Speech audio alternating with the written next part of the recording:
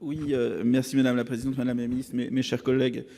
Beaucoup ont évoqué le découplage de nos économies françaises et allemandes.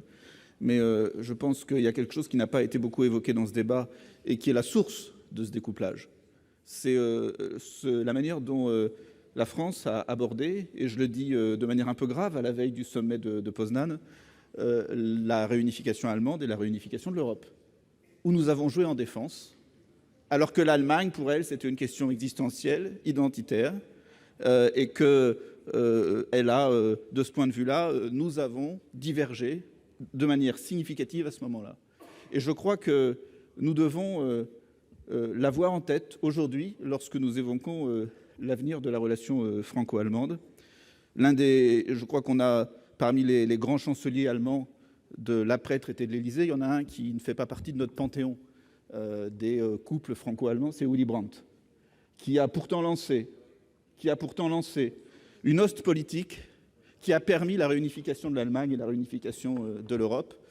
Et c'est une action dont nous ne mesurons pas l'importance historique pour l'Europe.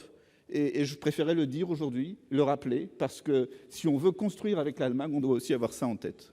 Et Madame la Ministre, parce que vous avez évoqué les instituts et les centres culturels franco-allemands, je voudrais d'abord rendre un hommage significatif aux Français et aux Allemands qui travaillent aujourd'hui à la mise en place de l'Eurocampus de Shanghai pour nos écoles françaises, qui sera inauguré en septembre prochain. Mais aussi attirer votre attention sur le fait que lorsque ce type d'école se met en place, les moyens de la ZFA et de l'AEFE doivent être identiques, les moyens publics.